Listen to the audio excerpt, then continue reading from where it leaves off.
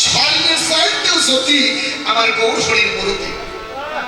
হেমশাই অতিগুলা সুমধুর না বাবা, মধুর চাইতেও মধুর, সেটি হলো সুমধুর। হাসো থোড়া, দেখতে যেমন থোড়া থোড়া, বদনখানি দেখে মনে হয় পদ্ম ফুল পুষ্পরিত হয়ে আছে বৃক্ষ মাঝে, এমন সময় সুন্দর দেখা যাচ্ছে আমার গৌর হরির বদন। দেখুন এই সকলের নয়নের আনন্দ করা মূর্তি বাবা এবং দেবতী মায়েরা, যে ওই বদন দর্শন করেছে তারই নয়নে আনন্দ।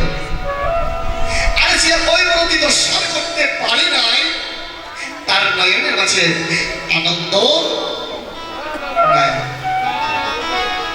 হে ভক্তিবতী মায়েরা, যে দেখেছে তারই নয়নে আনন্দ আছে, দেখে নাই তারই নয়নে আনন্দ নেই। কিন্তু বাবা হে ভক্তিবতী মায়েরা, দেখুন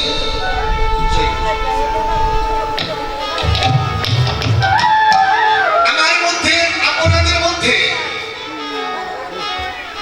দুটি করে নয়ন আছে।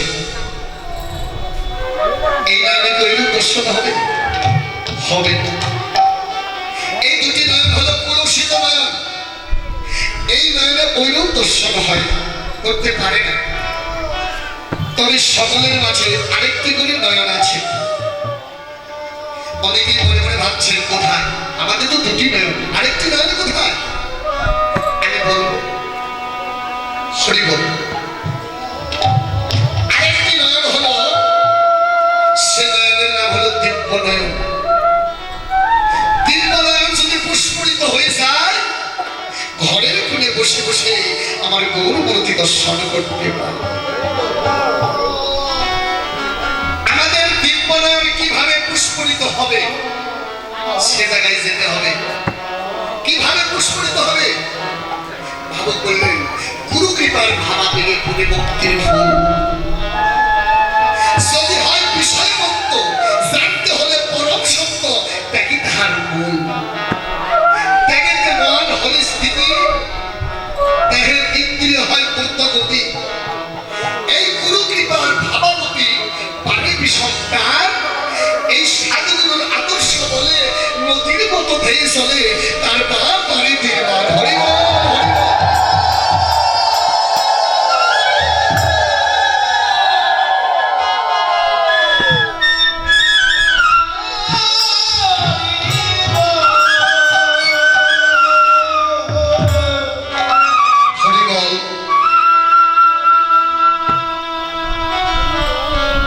যদি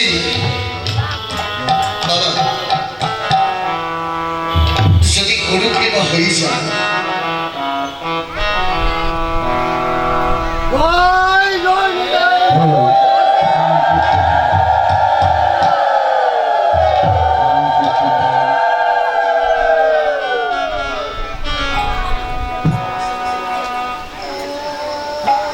যদি এই জগতে বাবা হে ভক্তিবতী মায়েরা, যারা গুরুর চরণে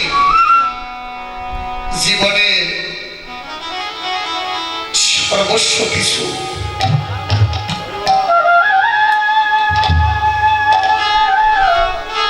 এই জীবনের সর্বস্ব কিছু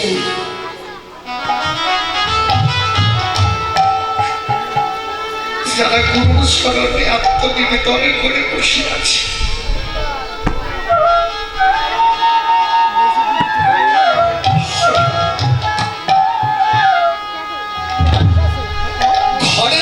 বসে বসে দুটি নয়নের জল ছেড়ে দিয়ে বলে থাকি গৌর হে, এই জগতে আমার দেবার মতো কিছু নেই।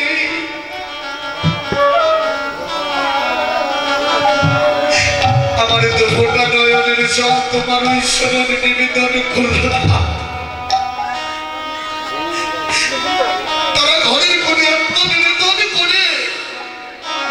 বলে থাকি গৌর হে,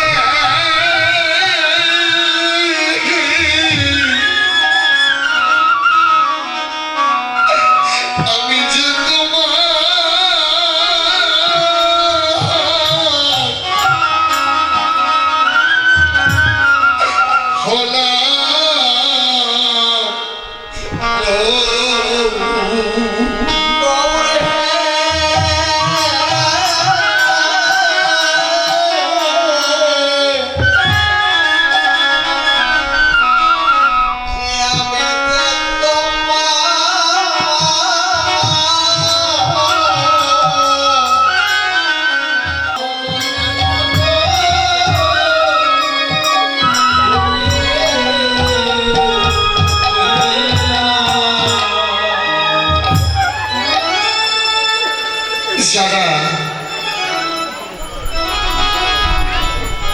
জীবনের সর্বস্ব কিছু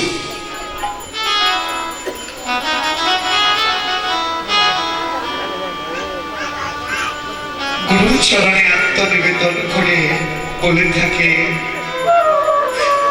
গৌরী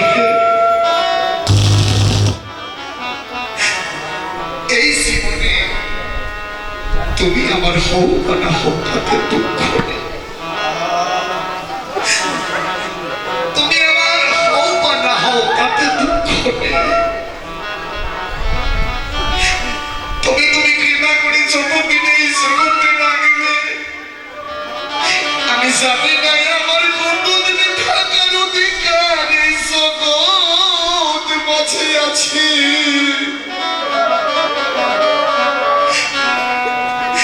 আমি চাই এই জগতে তুমি আমার হও বা না হও, কিন্তু আমি সারা জগতের মতো তোমার হয়ে গেলাম। এমন করে যারা আত্মনিবেদন করে বসে আছে,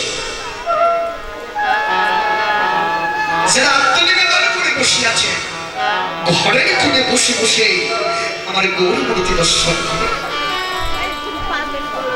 যদি গুরুর কৃপা হয়ে যায়, দিব্যনয়ন পুষ্পরিত হয়ে যায়, ঘরের কোণে বসে বসে আমার গৌর মূর্তি দর্শন করতে পারে, শুধু তার নয়নে আনন্দ। যাদের দিব্যনয়ন পুষ্পরিত হয়ে গিয়েছে, ঘরের কোণে বসে বসে আত্মনিবেদন করেছে, একমাত্র তারাই ওই রূপ দর্শন করছে, তাদের নয়নে আনন্দ। যারা ভোগ ব্যবসায় মেতে আছে, গীতা বললেন ত্যাগেতে আনন্দ ভোগেতে নিরানন্দ। যারা ভোগ ব্যবসায় মেতে আছে তারা ওই রূপ দর্শন হবে না। আর যারা ত্যাগের মধ্যে আছে তারা ঘরের কোণে বসে বসে আমার গৌর মূর্তি দর্শন করে। তাই বললেন আমার সঙ্গে অতি করা সমুদ্র হাসে ধরা এই জগৎ জননয়নে আনন্দ করা মূর্তি আমার গৌর হবে। কার নয়নে আনন্দ বা যে ওই রূপ দর্শন করেছে তাদের নয়নে। আরো শুধু তাই নয়, কি বললেন প্রীতির মূর্তি ছিল, আস্তে আস্তে প্রীতির মূর্তি অর্থাৎ ভালোবাসার মূর্তি, প্রীতির মূর্তি অর্থাৎ ভালোবাসার মূর্তি। যদি কেউ জীবনের সর্বস্ব কিছু দিন যদি কেউ কাউকে ভালোবাসে, সেই ভালোবাসার কথা ভোলা যায় না, ভুলিতে পারে না। এই যে প্রীতির মূর্তি হঠাৎ ভালোবাসার মূর্তি। দেখুন হে ভক্তিমতী মায়েরা, এই নদিয়ার মাঝে প্রীতির মূর্তি ধরলেন আমার গৌর হয়ে, ভালোবাসার মূর্তি। তবে একটি কথা হলো কি বাবা, এই নদিয়ার মাঝে প্রীতির মূর্তি কেনই বা ধরলেন, কি কারণ? প্রীতির মূর্তি কেনই বা ধরলেন, কি কারণ? কারণ ছাড়া তো নয়, কারণ আছে। ভাবক সিদ্ধান্ত দিলেন ওই শোনো মাধুরীমা, ওই শোনো মধুরীমা, ওই শোনো সচেত ভোর, এই তিন বাচ্চার মধ্যে না হইল পূরণ, ভাবিয়ে না পাই উর। তাই ভাবিয়া দেখিল মনে রাধার স্বরূপ দিনে এই বাচ্চা কবু না হয় পূরণ। তাই রাধা প্রেম গুরু করে রাধার অঙ্গভাব কান্তি হৃদয়ের মাঝে ধরে এই নদিয়ায় হইলেন উদয়। অন্তরে কৃষ্ণ বাহিরে রাধা যেন প্রেম বিরহ এমন সুন্দর ভাবে ঢালা ঢালা, প্রেম বিরহ ঢালা। এই যে প্রীতির মূর্তি ধরলেন কেন, কি কারণ? তিনটি কারণ, তিনটি কারণে প্রীতির মূর্তি ধরলেন। আস্তে আস্তে বলি, আস্তে কথা বলো না। যেমন শ্রীকৃষ্ণ ভগবান রাধারানীকে ডাকলেন, রাধে আমার কাছে এসো, আমার কাছে এসো। রাধারানী মনে এমনই ভাবছেন।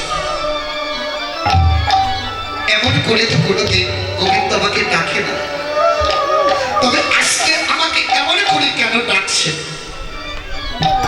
আস্তে আস্তে রাধারানী গোবিন্দের কাছে গিয়ে দাঁড়িয়েছে। গোবিন্দ বলছে, রাধে, আমি তোমার কাছে দুটি কথা জিজ্ঞাসা করব। রাধারানী বলছে, বলো প্রভু, কি বলবে বলো। হরিবল হরি।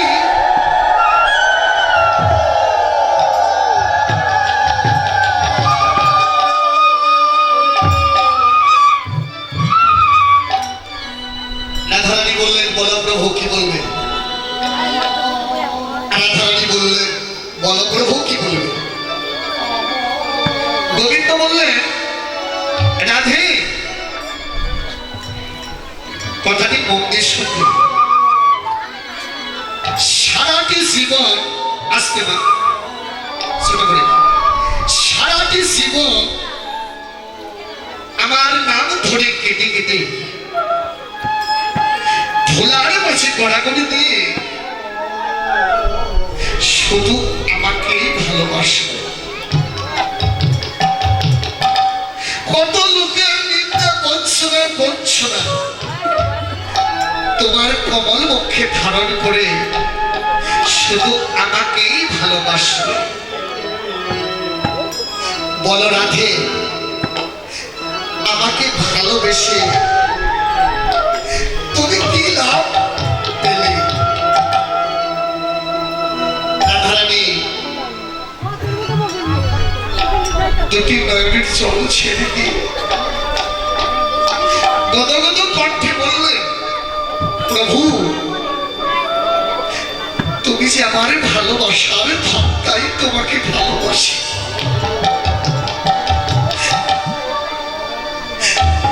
তুমি যে আমার ভালোবাসার ধন, তাই তোমাকে ভালোবাসি।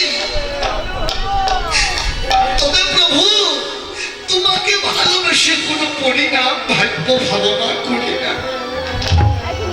মাগো, ভালোবেসে যদি কেউ পরিণাম ভাগ্য ভাবনা করে, তাকে ভালোবাসা বলা যায় না, ভালোবাসা হয় না। ভালোবেসে যদি কলঙ্ক হয়, যাই যাবে মরে কোনো মানে তাতে দুঃখ নাই। যদি আমার প্রাণ ভক্তি পায়,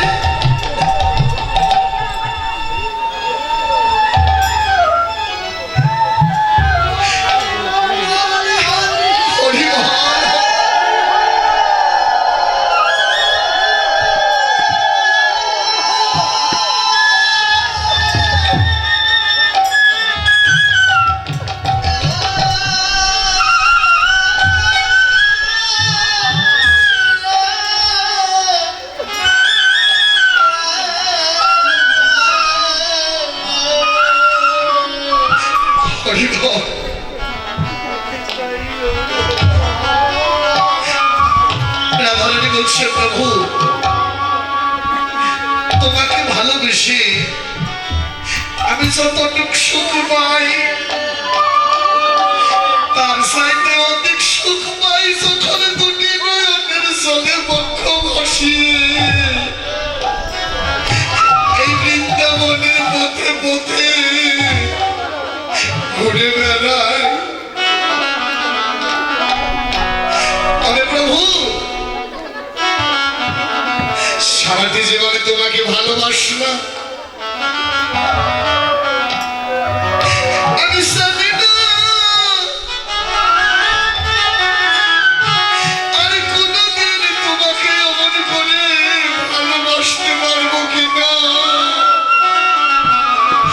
তবে প্রভু হে, তোমার ভালোবাসার কাঙ্গাল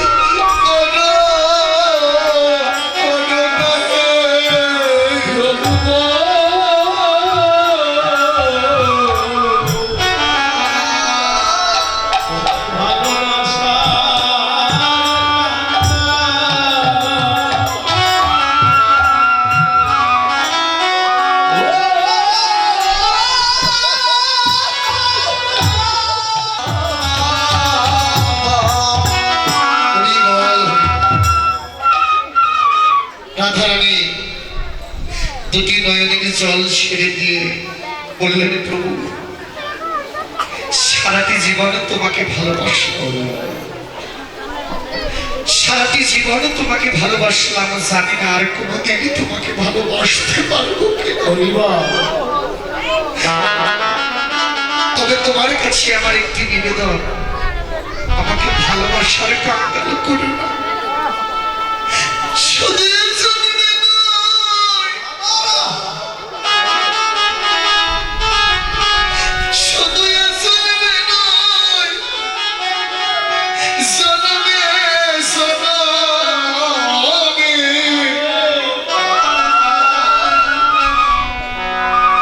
আমি যেন শুধু তোমাকে ভালোবাসতে পারি।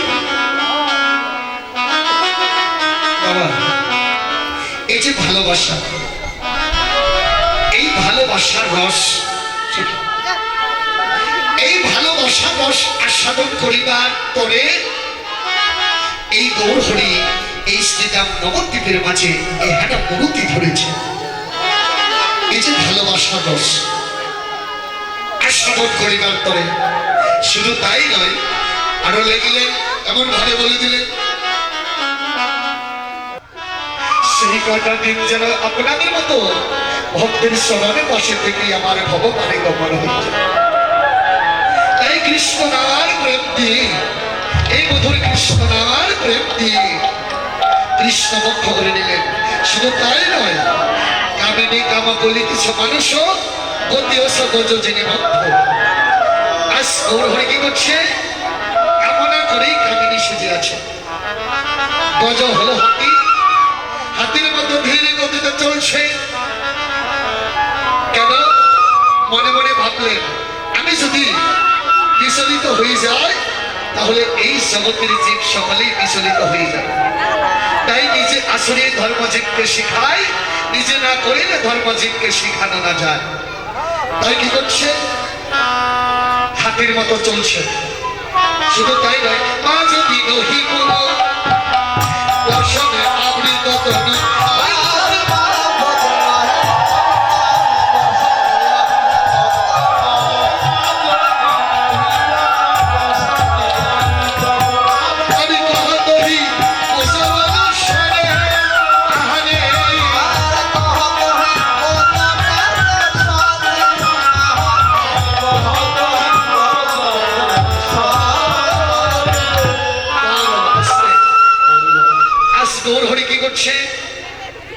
মধ্যাহ্ন সময়ে রাধা ভাবে ভাবিত হয়ে পূজা করবে।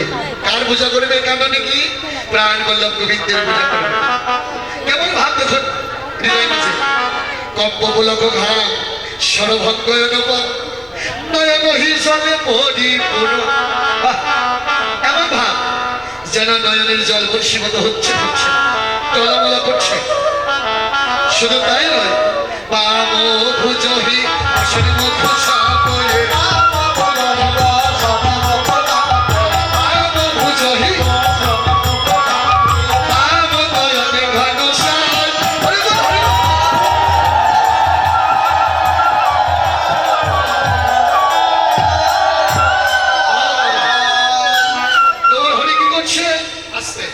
বাবা নায়িকা সেজে আছে।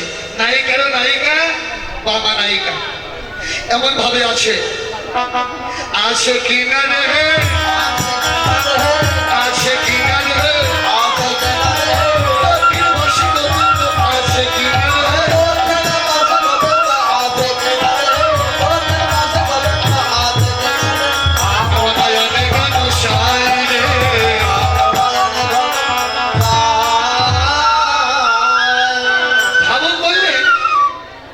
ভাবক বললেন, অমন করে কথা বলো না, তোমার গোবিন্দ তোমার কাছে কিনারে আছে। আছে কিনারে, আছে কিনারে, তোমার গোবিন্দ তোমার কাছে কিনায় আছে। শুধু তাই নয়, দেখুন এমন ভাবে প্রকাশ করে দিলেন যিনি রাধা মোহন দাস সেই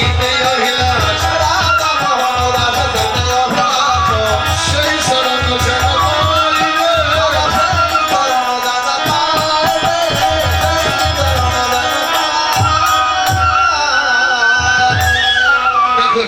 কোন চরণের কথা বললেন? সেই রাঙ্গা চরণ, যে শরণ দিয়ে একদিন বলে রাজাকেও পরীক্ষা করেছিল সেই শরণের কথা বললেন।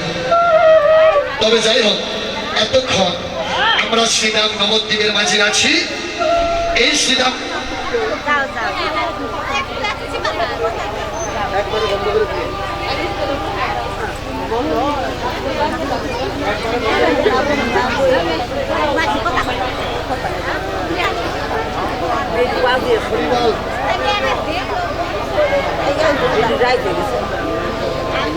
এই বান্ধব বক্সে দাও, বক্সে দাও, মাইক উপরেরটা বন্ধ করে দাও, পরেরটা বন্ধ করে করে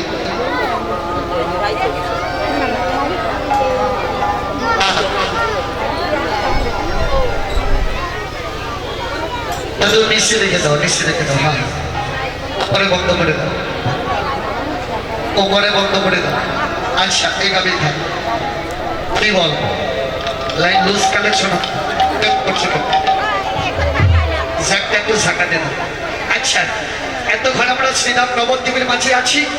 এই শ্রীরাম নবদ্বীপকে বিশ্রাম রেখে আমরা কোথায় যাব?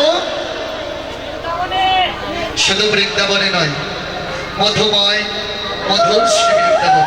হ্যাঁ, একমাত্র মধু বৃন্দাবনেই ছিল বা আছে, ছিল বলে এই মধুময় মধুময় মধুর শ্রী বৃন্দাবন বলে আখ্যায়িত করলেন।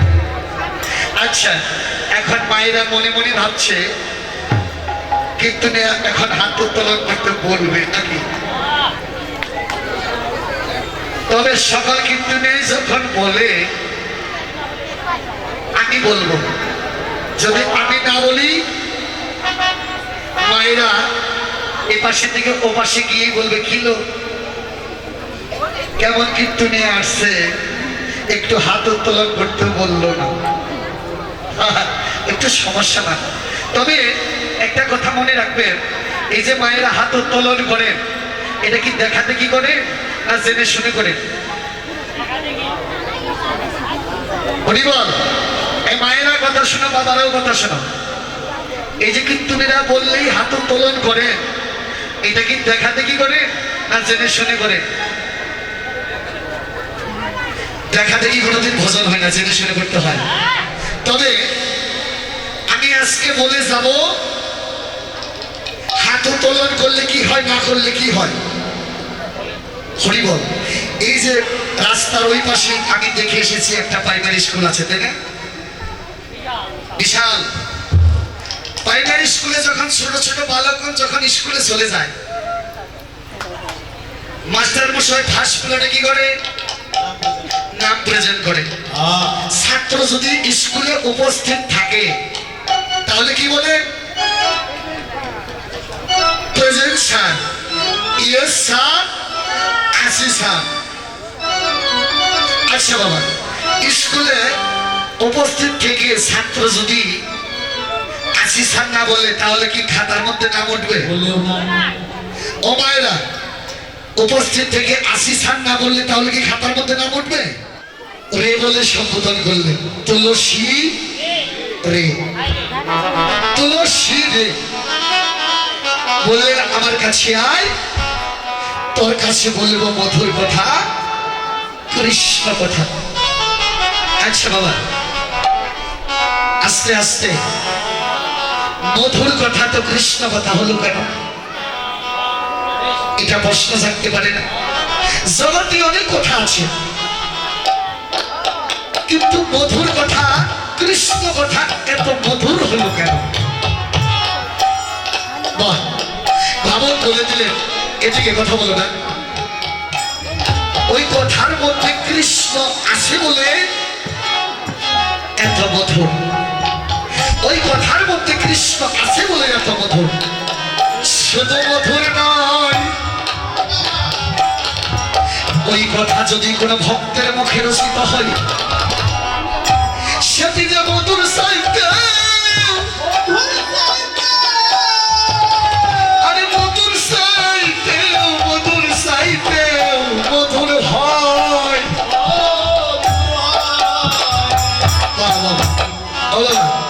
এই যে মধুর কথা, কথা হলো দুই প্রকার, কথা হলো দুই প্রকার। একটি হলো গৌণ কথা, আরেকটি হলো মুখ্য কথা। আমরা সদাই বন্ধু বান্ধবদের সঙ্গে গৌণ কথা বলে থাকি। ওই গৌণ কথার মধ্যে যদি একটি কৃষ্ণ কথা বলি, ওটাই হলো মুখ্য কথা। এই যে কৃষ্ণ কথা, ওই কথা বললেও শান্তি, শুনলেও শান্তি। কথা বললেও শান্তি, শুনলেও শান্তি। আরে কথাই বুঝে জীবের মনের ভ্রান্তি। কথা বললেও শান্তি, শুনলেও শান্তি। কথা বললেও শান্তি, শুনলেও শান্তি। আমি সে কথাই গুছে চুদেন, আমি সে কথাই গুছে চুদেন মনের ভ্রান্তি।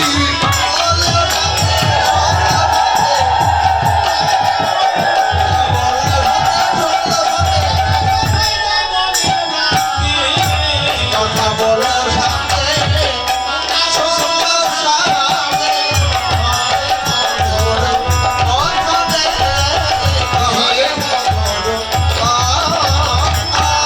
আসতে বাহ, রাধারানী ডাকছে তুলসীকে।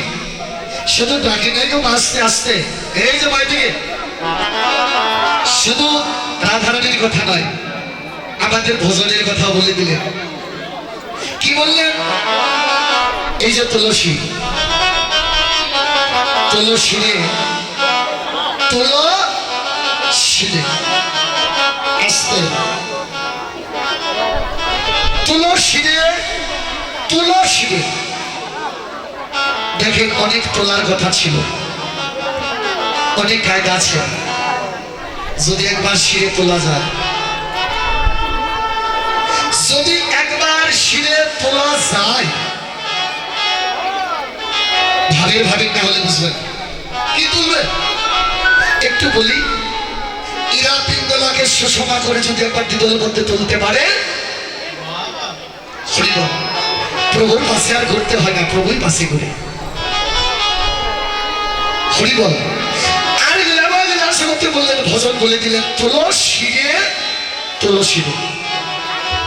এই যে অনুমানের কথা নয়, বর্তমান তুলসী রে। হরিবল। এখনো আছে আমাদের সনাতন ধর্মের মধ্যে, মা আছে, বোন আছে, বাবা আছে, ভাইয়ের আছে। এখনো এই তুলসীর মন্ত্রটুকু অনেকেই জানে না, কিভাবে প্রণাম করতে হয় এটুকু অনেকেই জানেন। তবে শিখতে হবে, জানতে হবে কিভাবে মন্ত্র বলবে। বৃন্দাই তুলসী দেবী প্রিয়াই কেশব শোষণ, কৃষ্ণ পদে ভক্তি দেবী সত্যবত্তাই নম নম। আস্তে আস্তে। এই যে তুলসী, অনুমানের কিছু নয়, বর্তমান। আমি একটু বলি, তুলসী কৃষ্ণ প্রিয়সী, তাই না বাবু? তুলসীর যদি কৃপা হয়ে যায়, আমার গোবিন্দের কৃপা হয়ে যায়। হরি বল। আসতে পায় না, শুনে নাও, কাজে লাগবে। এই তুলসী কৃষ্ণ প্রিয়সী হলো কেন? অনেক দেবী আছে, কিন্তু তুলসী দেবী কৃষ্ণ প্রিয়সী হলো কেন? প্রশ্ন জাগতে পারে না বাবা? শুনে নাও, কাজে লাগবে। তুলসী কৃষ্ণ প্রিয়সী হলো কেন? আপনারা কেউ বলতে পারবেন তুলসীর স্বামীর নাম কি ছিল? শঙ্খ অসুর। শঙ্খ অসুর সুলতান। সেদিন শ্রীকৃষ্ণ ভগবান শঙ্খ অসুরকে বধ করলেন। সেদিন তুলসী কেঁদে কেঁদে বলেছিল, প্রভু আমার স্বামীকে তুমি বধ করলে কেন? আমার স্বামীকে তুমি বধ করলে কেন? সেদিন শ্রীকৃষ্ণ ভগবান বলেছিল, তুলসী রে, কর্মানুসারে ফল। যে যেমন কর্ম করবে সেইভাবে ফল পাবে। তুলসী বললেন আমি জানি, তুলসী বলছে আমি জানি কর্ম অনুসারে ফল, তবে বলো প্রভু আমাকে বিধবা করলে কেন? দেখুন ভক্ত চালাক না ভগবান চালাক। তুলসী বলল আমাকে বিধবা করলে কেন, আমার গতি কি হবে? বলো প্রভু আমার ধারে সেদিন শ্রীকৃষ্ণ ভগবান বলেছিল তুলসী রে আমি তো আছি, আমি আছি, তুই চিন্তা করিস না। আমি তোকে এমন জায়গায় স্থান করে দিব, এমন জায়গায় রেখে দিব, যদি কোনো ভক্ত আমাকে পেতে চায় তুলসী তোর ভজন যেন আগে করে যায়। তুলসী তোর ভজনে যেন আগে করে যায়। সেদিন তুলসী বলেছিল প্রভু আরেকটি কথা জিজ্ঞাসা করবো শুধু, যেদিন আমার এই দেহ হতে প্রাণ পাখি চলে যাবে, তুলসী বলেছিল যেদিন আমার এই দেহ হতে প্রাণ পাখি চলে যাবে সেদিন আমার এই দেহের কি গতি হবে? সেদিন ভগবান বলেছিল তুলসী রে আমি তোকে আশীর্বাদ করলাম, যেদিন তোর দেহের মধ্যে প্রাণ থাকবে না, প্রাণ পাখি চলে যাবে, আমার ভক্ত তোকে টুকরো টুকরো করে গলকণ্ড দেশে ধারণ করবে, ভক্ত হয়ে ভক্তের সঙ্গ করবে, সেই সঙ্গে তুলসী তোর সঙ্গটাও হয়ে যাবে। হরিবল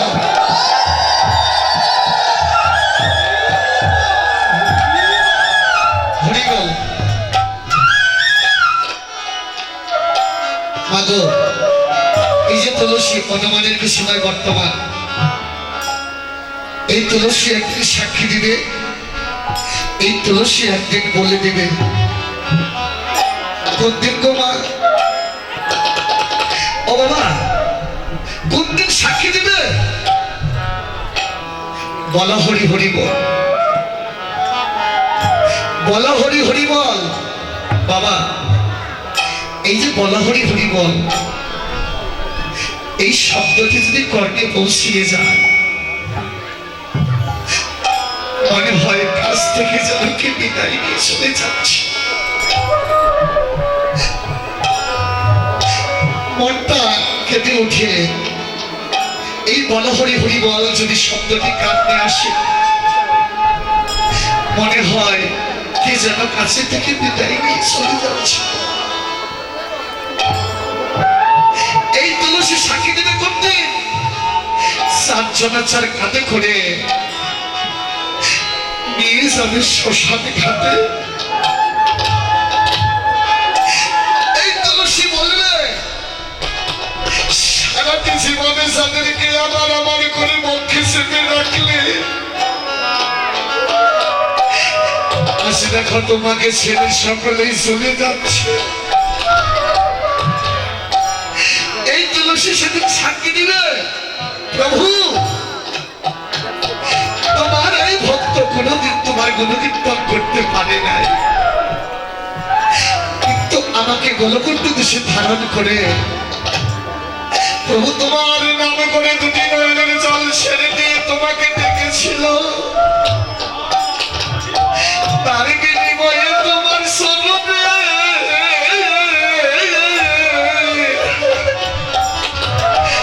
সদনের দাস করে নাও।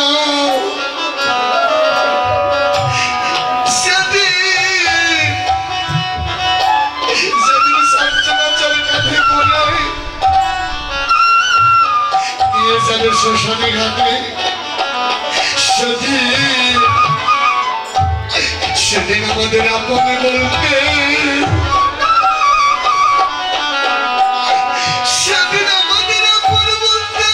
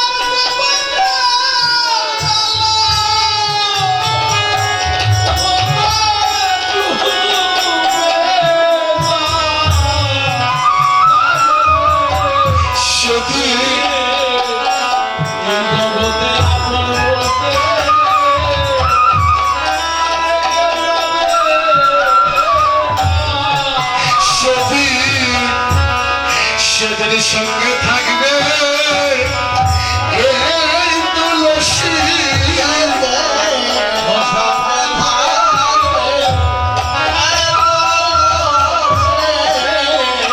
সেদিকে বিশ্বদেব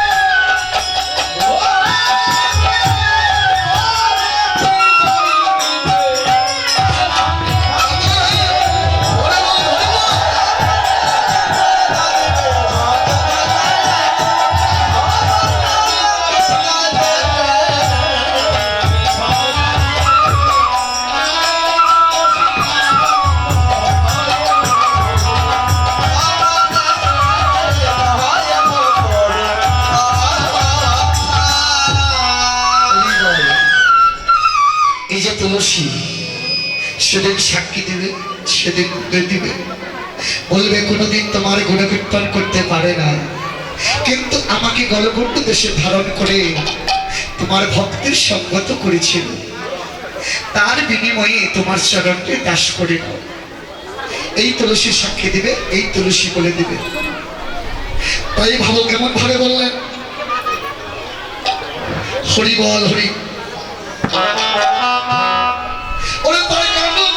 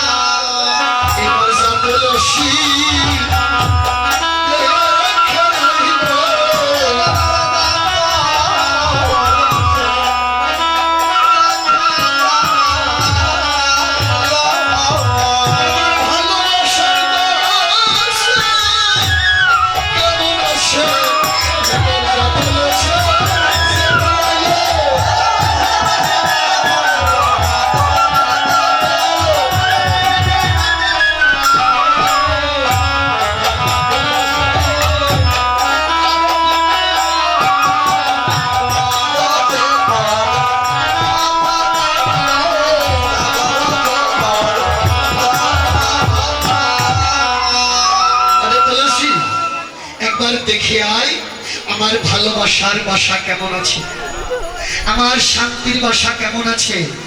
আর বিলম্ব করিস না তুলসী, দেখে আয়। তবে যে যাবি কথা দিছ, আরে সময় বসিয়া সুরস হইয়া মিলবিহীন প্রাণটা।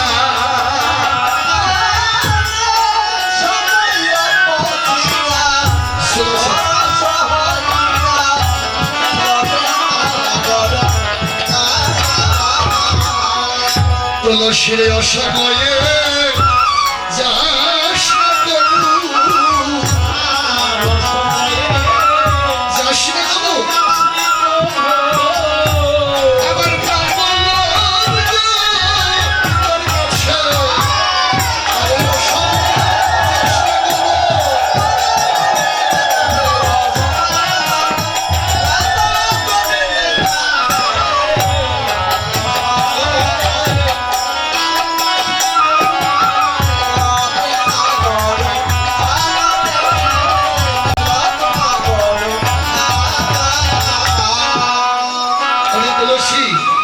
যদি যাবি সময় মতো যাবি। এখনো সময় হয় নাই তো নাকি, এখনো সময় হয় না, সময় মতো যেতে হবে। হরি বল। তুলসীর সময় মতো যাবি। রাধারানীর যে কথা বলছে ভজনা সেই কথাই বলছে। কিভাবে বললেন, সময় গেলে সাধন হবে না।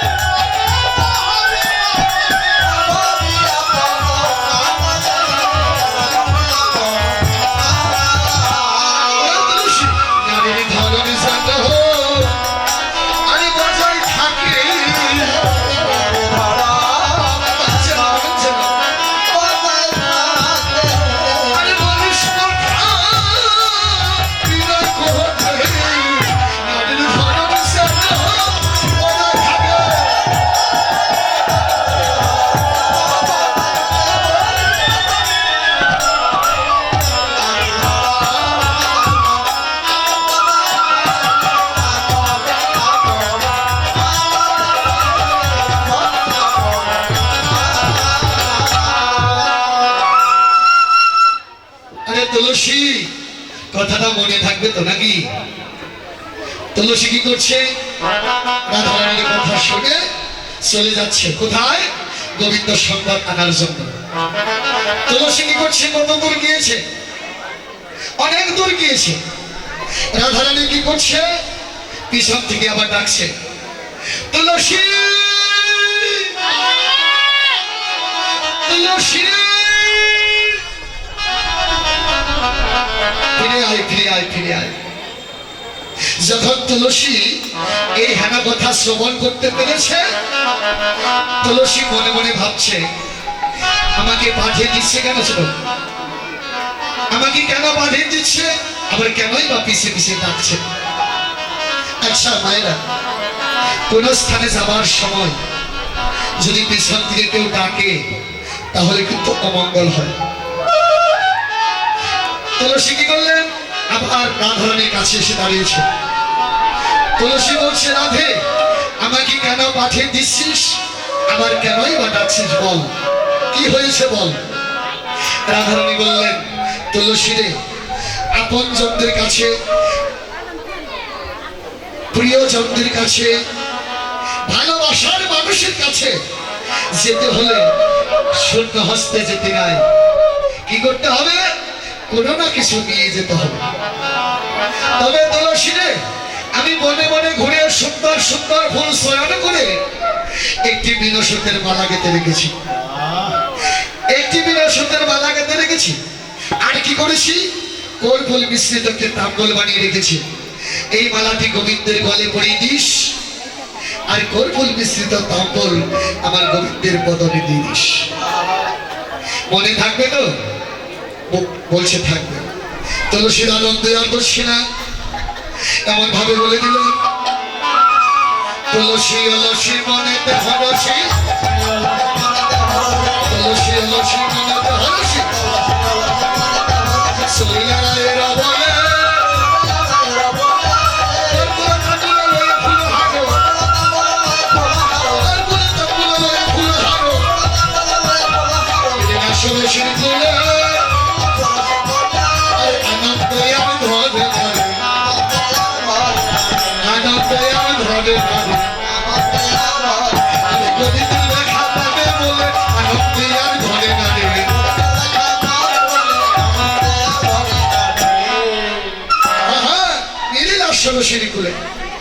কি করছে?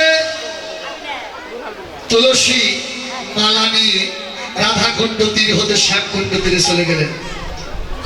যখন শ্যামকুণ্ড তীরে চলে গেলেন, তুলসী দেখতে পায় কি বাবা, গোবিন্দ আমার ধুলার মাঝে গড়াগড়ি দিয়ে কাটছে। আরে গোবিন্দ আমার ধুলার মাঝে গড়াগড়ি দিয়ে কাটছে। এই হানে ভাব দর্শন করছে কে? তুলসী। তুলসী মনে মনে ভাবছে, হায় রে হায়, হায় হায়, এ কি? যার জন্য জগৎ কাঁদে সে আবার আজ কার জন্য কাঁদছে?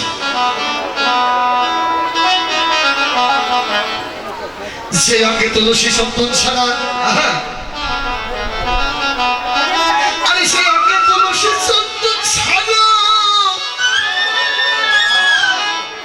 আরে কোনো কিছু শোভা পেত না। সে অঙ্গে কেন পথের ধুলা মাখছ?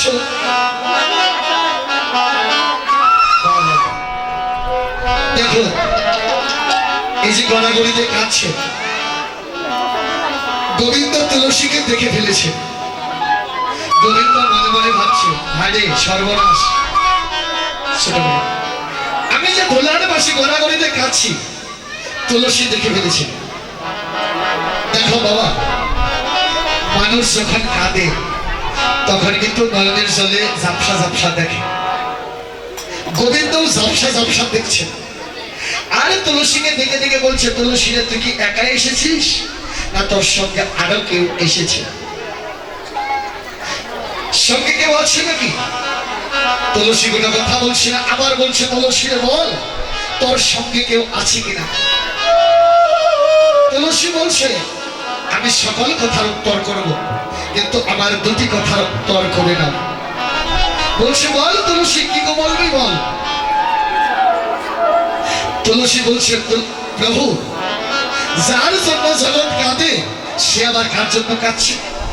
যে অঙ্গে তুলসী চন্দন ছাড়া কোনো কিছু শোভা পায় না, সেই অঙ্গে কেন পথের ধুলা